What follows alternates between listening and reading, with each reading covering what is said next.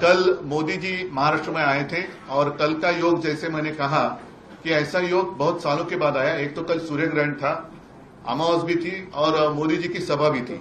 तो इतना बुरा योग बहुत सालों के बाद शायद देश ने अनुभव किया है। लोकसभा चुनाव का आगाज हो चुका है। ऐसे में महाराष्ट्र में इंडिया गठबंधन में सीटों को लेकर चल रही माथापच्ची में अब विराम लग चुका है। विपक्षी गठबंधन महाविकास अघाड़ी ने सीट बंटवारे का ऐलान कर दिया।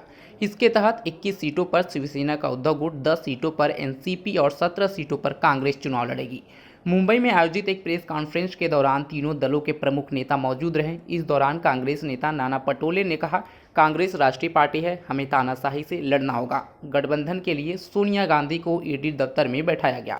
हमने सीट शेयरिंग की समस्या खत्म कर दी है। हमारे कार्यकर्ताओं को भी बीजेपी को हराने के लिए बड़ा दिल दिखाना चाहिए। नाना पटोले ने आगे कहा, वे हमारे गठबंधन को मुस्लिम लीग बता रहे हैं, वह डरे हुए हैं, वोट ट्रांसफर होगा। हमारे साथ असली एनसीपी और असली शिवसेना है।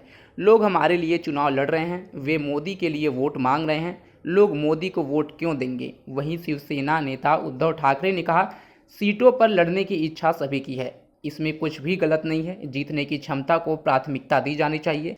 मैंने सारी बातें जो मराठी में कही शायद मुश्किल होगा हिंदी में ट्रांसलेट करना, लेकिन कल मोदी जी महाराष्ट्र में आए थे और कल का योग जैसे मैंने कहा कि ऐसा योग बहुत सालों के बाद आया। एक तो कल सूर्य ग्रहण था, अमावस भी थी और मोदी जी की सभा भी थी।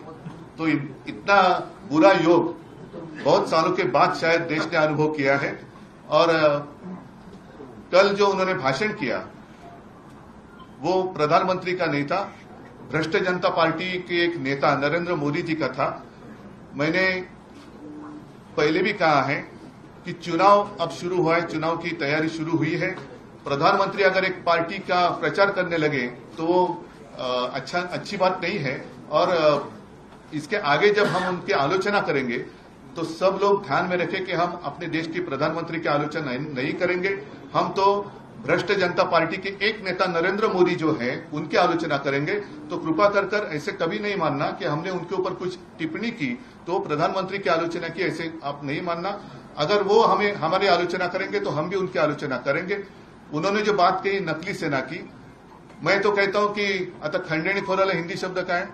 रिश्वतखोर नाही, रिश्वतखोर म्हणजे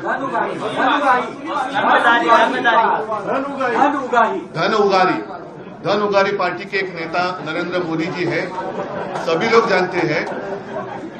जानते हैं कि कुछ दिन पहले इलेक्ट्रल बॉन्ड का जो घोटाला, जो माना जाता है कि पूरी दुनिया का सबसे बड़ा घोटाला या देश का सबसे बड़ा घोटाला है, उस घोटाले का पर्दाफाश जब हुआ तो सब लोगों को पता चला कि कैसे इन लोगों ने, भ्रष्ट जनता पार्टी के लोगों ने डराकर, धमकाकर और उनके जो एजेंसीज है, ED, CBI, income tax, red करवाकर चंदा लिया है। मतलब चंदा दो और धंधा लो। तो ये तो अभी जो आपने क्या कहा, धन उगाई जो करते हैं, नवीन शब्द है, वसूली से। वहीं आपको बता दें कि लोकसभा चुनाव 19 अप्रैल से चालू हो जाएगा। 19 अप्रैल को पहले चरण की वोटिंग की जाएगी, साथ ही 1 जून को आखिरी चरण यानी कि 7वें चरण की वोटिंग की जाएगी। वहीं 4 जून को लोकसभा चुनाव के परिणाम आएंगे। उसके बाद पता चलेगा कि इस बार किसकी सरकार बनेगी। खैर, इस पर आप सबकी क्या राय है कमेंट बॉक्स में हमें जरूर बताएं। तब तक के लिए जुड़े रहें हमारे साथ और देखते रहें खबर। धन्यवाद।